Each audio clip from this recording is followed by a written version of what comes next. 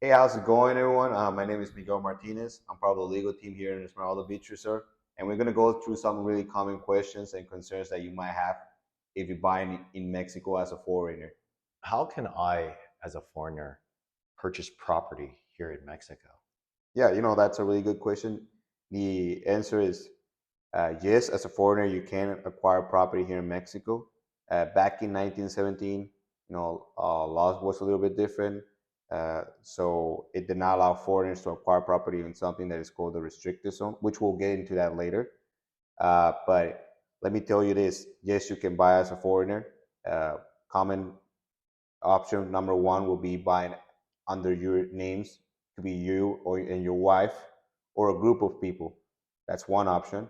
Second option would be buying through an LLC. It could be a Mexican LLC or even a US LLC.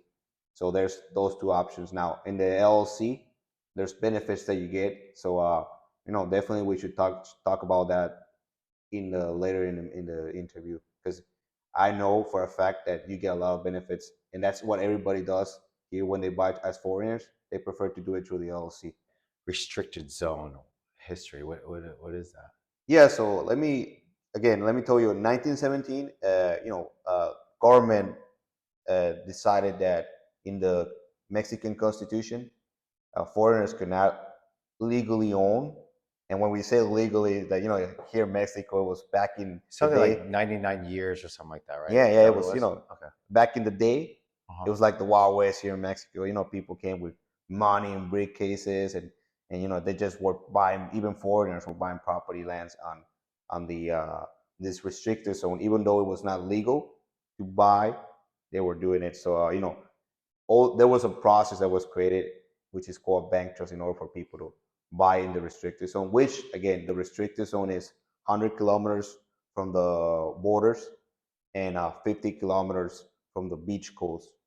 So that's the restricted zone. So it just makes it where they just can't buy anything anywhere, right? Like Yeah, so, like back in the day, that's how it used to be in 1917. But the reason why for this is because Mexico was invaded historically in several occasions, and I don't want to really get it's history. It's a lot. If we get into that, we're going to talk a lot. But yeah. hey, that was the main reason. But all these lands are considered national treasure Mhm. due to all this history that went through wars, invasions in Mexico. Yeah. But in 1973, sorry, that changed.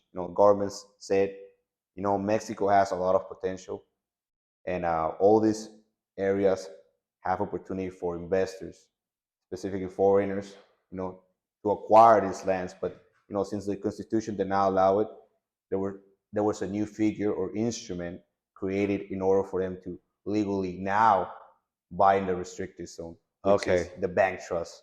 Okay. So now that's what I was going to ask you. So, what is a bank trust? Yeah, so like I was mentioning, we were talking about the restricted zone. A bank trust is a figure that was created by the government in order for foreigners specifically to buy, uh, you know, uh, land in what is called the restricted zone.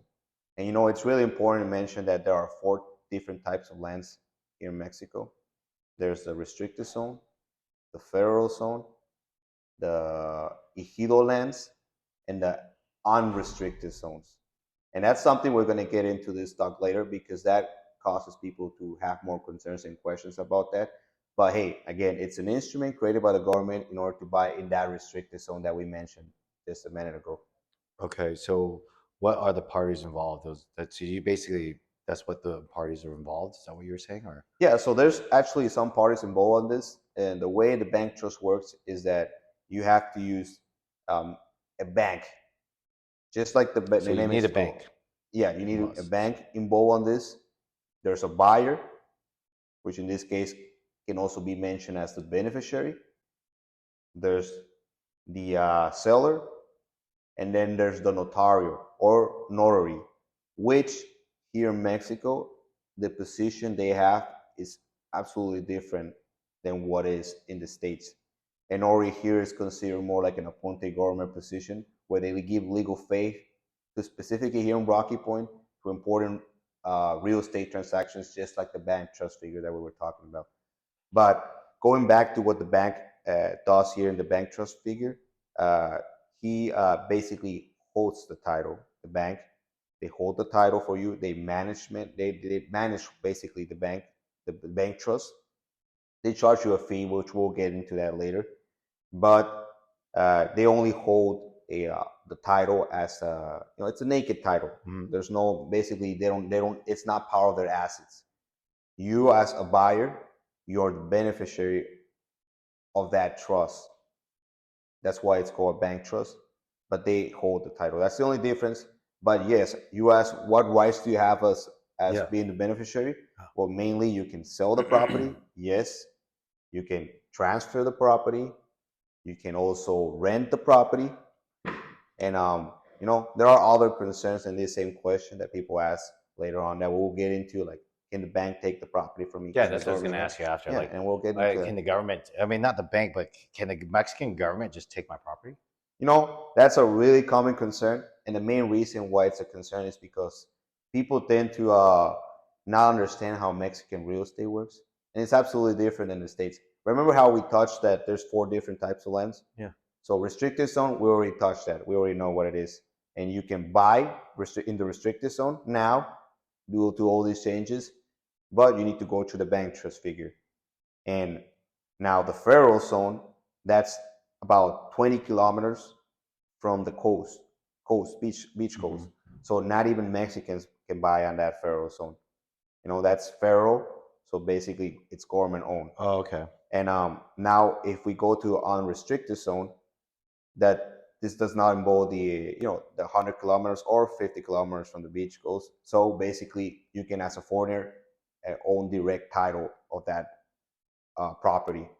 So you can, let's say you go to Mexico City, you can buy a property and have direct title of that property, Cool. right? So now let's talk. One of the reasons why it's the main concern that this question comes up is because there's the ejido land, right? Only Mexicans can legally own ejido lands, and sometimes you're gonna find some people here in Mexico, Yeah. if you buy even in Rocky Point, that they're gonna try to sell you an ejido land for a really cheap price, and you as a foreigner are considered an invader of this Yeah. You land. You can. cannot own that land. Only Mexicans can, because those are for workers. Government gives it to workers, basically farming, Yeah. yeah, or living. That's why they heal land. Now you can buy the heal land, uh, but there's some procedures you need to go through that property and change it to it, and on basically to town, to like city. You need to do some changes in the city, so then you can acquire legally. Otherwise, you can't even do the bank trust process or legally acquire that property, and that's why people are tend to have this concern that government taking lands.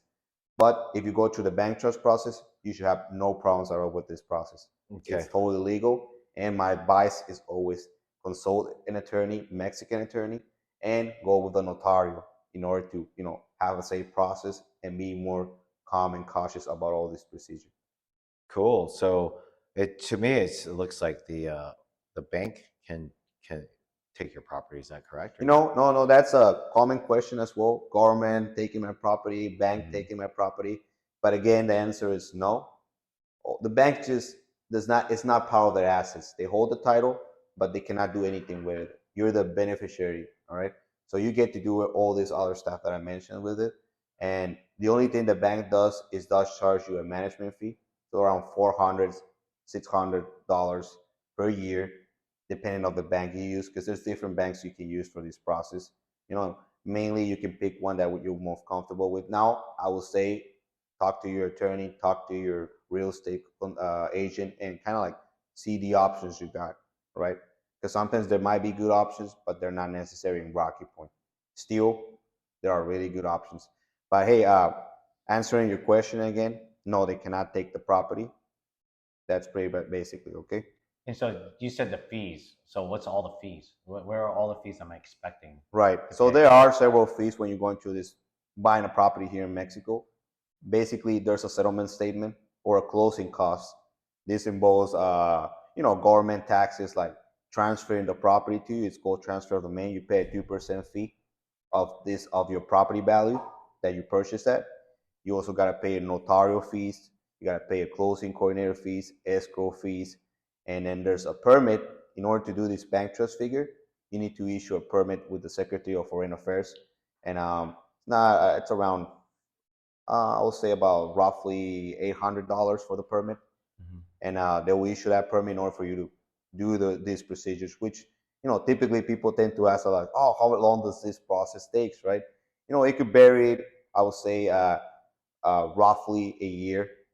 You know, sometimes it could extend itself a little bit more, but the permit is issued for 6 months and it can be renewed for another 6 months. So usually there's time within this length, to finish the process. Cool. So I basically know all I need to know Right. just to purchase a property, huh? Yeah, great. Yes, be Awesome. cautious. My advice to everybody. You say ask your lawyer. You're a lawyer, right? That's right. I'm Okay, part so of the to legal ask team. you then, right? Yeah, well, you can call me as well. You can have my contact information there in the description right down below. And, you can just call me. And if you're interested in looking at our properties here in Rocky Point and Esmeralda Beach Resort, Casablanca, or one of our other projects that we're coming up with Awesome. soon, yeah, definitely. Or even if it's not here, feel free to contact me.